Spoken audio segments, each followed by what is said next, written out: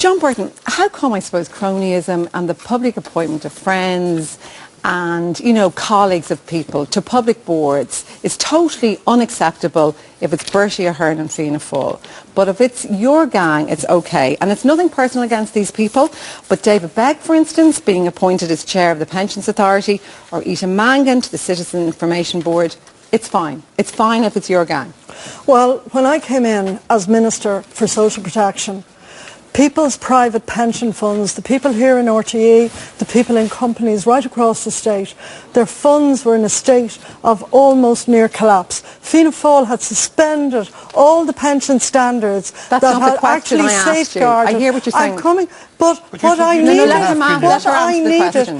needed to do was to actually change the whole structure of regulation. We established a pensions authority.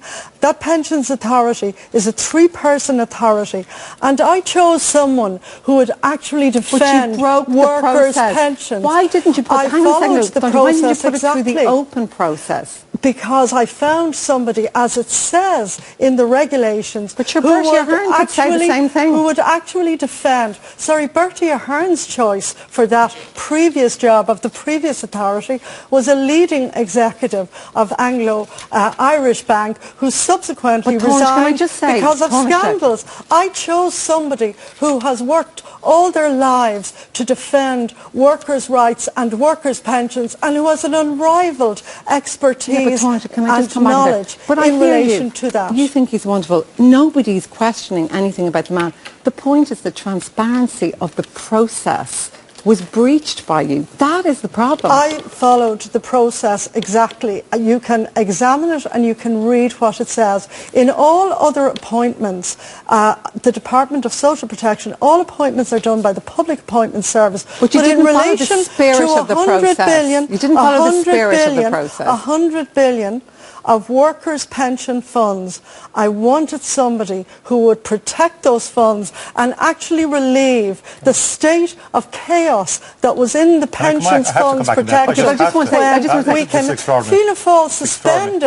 Fianna Fáil suspended the funding standard. They had a man called Tiernan O'Mahony as the chairperson of the pensions board, and we changed all of that. We changed a man from Anglo-Irish, Tiernan O'Mahony, and we changed the regulation of pensions to save the pension funds. There are many workers out looking at this tonight, and they're just aghast at what you're talking in terms of pensions. Because just let me finish. I did you cut their Christmas bonus. I brought it Joan, stop talking, please. Thank you. Micheal has amnesia. When you were in Fianna Fáil as a minister, you were the Minister for Enterprise, Trade and Employment, and in July 2005, and again, it's nothing personal, but you appointed Celia Larkin, Bertie Ahern's former partner, to the board of the National Consumer Agency.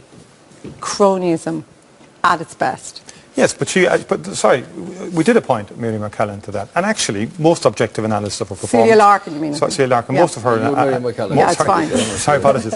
Most of her analysis was actually... most of the analysis about her performance was that she was a highly effective member of the Consumer Agency. It's the point I'd make to John, though. It's cronyism. No. By any other name it is. Well, sorry, you couldn't call it that. I think you have to look around in terms of people who can be fit to be on board. But I'm not against change, and I believe in full transparency. You call it cronyism. Come on. But sorry, I remember coming in 1997 as a Minister for Education, first time I became a minister. You had to defend I looked all around me at the Labour appointees and hacks, all political parties, we're not talking about them, we're talking about you. Yeah, and I'm talking about you. Yeah, and I think we need to change, Miriam. I accept the need to change. And I actually believe we need to change. But what this government do is they change the McNulty affair in terms of the arts and culture. What happens is they change the rules, but they suit themselves in the implementation of the rules. But that's the hypocrisy and the cynicism on cronyism. You can to. make a point, but I'm just going to say it to you as well.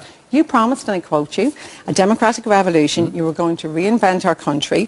And yet, one of the most embarrassing crony examples, John McNulty, you appointed him to a board, Emma, to get him onto a bigger board, the Shannon. You at Bertie. It's all changed. if you want to appoint somebody, if you want to, excuse me, okay, let him speak. In the interregnum period of the last government, I think there were a couple of hundred appointed. Nobody's being appointed now, and nobody will be until the new government is formed. If you want to appoint somebody into a fisheries board, an educational board, a prison committee, they have got to apply independently to the Public Appointment Service. The Minister of the day does not know who applies. They're vetted independently for their credentials, their experience, and what they might bring to the board in question. And then the Minister of the day gets the nominated persons and makes an appointment from that. This was naked cronyism, and to be fair, you said at the time you let your own standards and integrity down. Yes. What did you mean by that? What did you do? What I did was what I did was make an appointment that did not need to be made. And I've changed the rules since then. Everybody now is appointed by the Public Appointment Service. But I make the point now that nobody is appointed now in the interregnum period of this administration. And I might just say in respect of your comment about democratic revolution, let me give you 4 points. 1, introduce gender quotas, and I hope on Friday more women will be elected to the Oireachtas. Secondly, the first duty of the next Dail will be to elect the Count Córa by secret ballot independence. The third was to end corporate donations and the link with big business. And the fourth was to have more referenda, 8, in the lifetime of this government than any previous government since the foundation of the state. That is the democratic revolution. I'm sticking cronyism. I just want to make a point because you have a scoop here. You mightn't know that you have an exclusive. This is the first time that the Taoiseach has admitted that he appointed John McNulty. He never admitted under question in the Dail and elsewhere that he actually made that appointment. And he did make that appointment. And secondly, for him to say that all has changed is just complete nonsense. These folks did was say we're going to have a democratic revolution. Corruption and the culture of corruption came from the cradle of Fianna Fáil. Jerry, I want to ask you this